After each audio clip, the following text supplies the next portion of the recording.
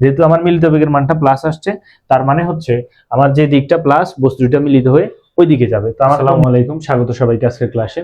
আজকে আমরা পদার্থবিজ্ঞানের বল অধ্যায়ের খুবই গুরুত্বপূর্ণ এমসিকিউ নিয়ে আসছি।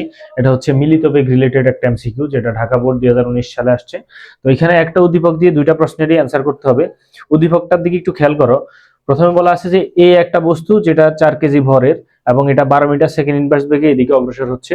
আর বি আর একটা বস্তু যেটা 6 কেজি ভরের, এটা হচ্ছে 4 মিটার সেকেন্ড ইনভার্স বেগে এদিকে অগ্রসর হচ্ছে।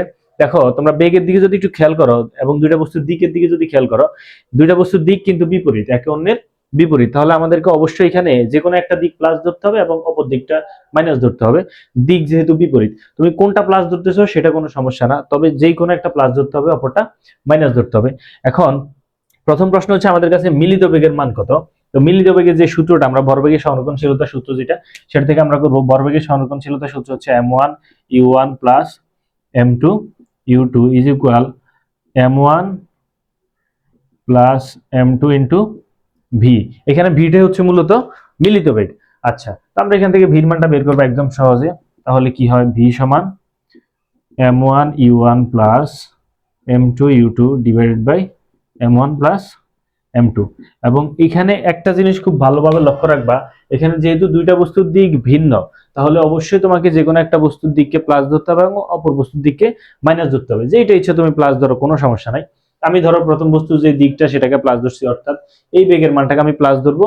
12 মিটার সেকেন্ড ইনভার্স যে বেগ সেটা প্লাস হবে এবং 4 মিটার সেকেন্ড ইনভার্স বেগটাকে আমি মাইনাস ধরবো। তো তাহলে প্রথম বস্তুর ভর, অর্থাৎ এই বস্তুর ভর হচ্ছে কত, 4। 4 ইন্টু 12 প্লাস দ্বিতীয় বস্তুর ভর হচ্ছে 6 ইন্টু -4 ডিভাইডেড বাই দুইটা বস্তুর ভরের যোগফল 6 প্লাস 4। এর যদি আমি ক্যালকুলেটরে দেখি মানটা কত আসে, তাহলে 4 12 48 মাইনাস এন হচ্ছে 4 6 24।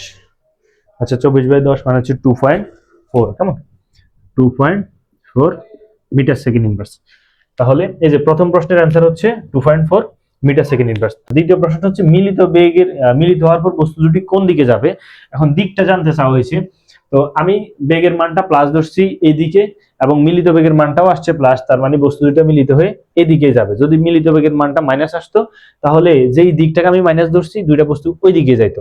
যেহেতু আমার মিলিত বেগের মানটা প্লাস আসছে, তার মানে হচ্ছে আমার যে দিকটা প্লাস বস্তু দুটো মিলিত হয়ে ওই দিকে যাবে। তো আমার কোন দিকটা প্লাস, এই যে এই বস্তুর যে দিকটা, এই বস্তুর যে দিকটা সেটা আমি প্লাস ধরছি, তার মানে মিলিত বেগটা হবে কোন দিকে, এই বস্তুর দিকে। আশা করছি সবাই বুঝতে পারছো। ধন্যবাদ সবাই।